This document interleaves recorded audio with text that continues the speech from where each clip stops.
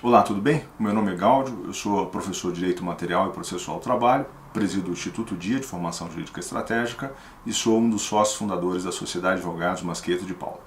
Hoje eu gostaria de comentar uma notícia que foi divulgada no último informativo do Tribunal Superior do Trabalho, informativo de número 182, que trata, entre outros assuntos, do adicional de periculosidade em relação a pilotos de helicóptero. Para entender essa notícia, é importante ter em conta que o adicional de periculosidade é um dos adicionais de risco, isto é uma espécie de acréscimo remuneratório pago aos empregados pela mera exposição ao risco de algum dano.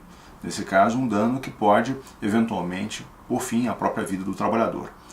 Muito bem, em relação ao adicional de periculosidade, o mesmo vale para a insalubridade, a jurisprudência do Tribunal Superior do Trabalho acabou estabelecendo uma diferenciação importante em relação às circunstâncias que podem ensejar o direito ao adicional e retirar do trabalhador, eventualmente, esse direito. São essencialmente três situações: a situação de exposição permanente, a situação de exposição intermitente e a situação de exposição eventual.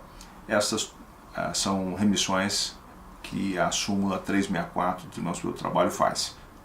Muito bem, a exposição permanente é aquela que dura toda a jornada de trabalho do empregado. Então, por exemplo, o sujeito que trabalha em um edifício que foi construído sob um imenso reservatório de combustíveis.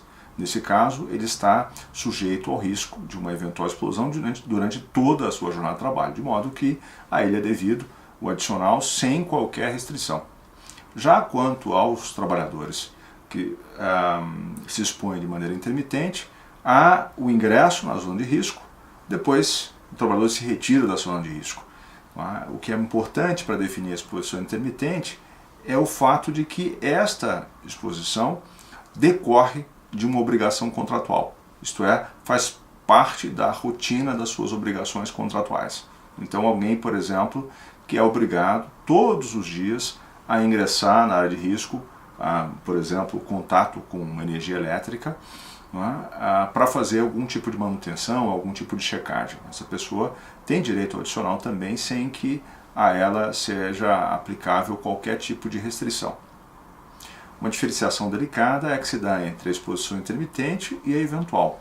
Em que consiste a exposição eventual? De acordo com a súmula 364, a exposição eventual é aquela que decorre de um evento, isto é, de um acontecimento fortuito, episódico, em geral imprevisto, alheio à vontade das partes, para a qual elas não concorreram. Então, a exposição eventual é especialmente essa que decorre de um acontecimento fortuito. Mas também se considera eventual, e esse é um trecho, a parte final da súmula, que é de difícil interpretação, vamos dizer assim, que gera algum debate, também é considerada eventual aquela exposição que, embora se dê de forma iterativa, se dá por um tempo extremamente reduzido. Então, essa exposição também é considerada eventual. E aí o ponto é definir exatamente o que seria essa exposição a um tempo reduzido. E aqui a jurisprudência é um tanto, vamos dizer assim, casuística em certa medida. Em geral, o que se percebe é um esvaziamento dessa parte final da súmula por parte dos seus órgãos fracionários, do TST.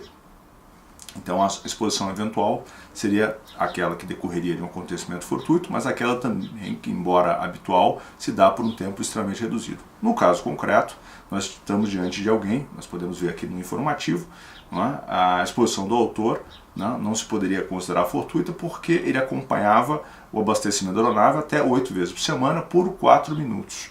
Então, isso aqui é o aspecto determinante. Se poderia presumir como parte da sua rotina. Foi exatamente o que registrou a notícia em um caso julgado pela SBDI1 de relatoria do ministro Valmir Oliveira da Costa. Então, em resumo, para que se possa distinguir a exposição eventual da intermitente, o que é determinante é definir o conteúdo das obrigações contratuais do empregado para saber se esta exposição decorreu ou não dessa sua rotina contratual. Muito bem, assim, com essas rápidas informações, eu mais uma vez me despeço, dizendo que sempre pode contar comigo para esclarecer eventuais questões que possam surgir a partir da jurisprudência do TST, casos concretos. Não hesite, pode entrar em contato comigo, meu e-mail é trabalho@gaudio.com.br. Muito obrigado.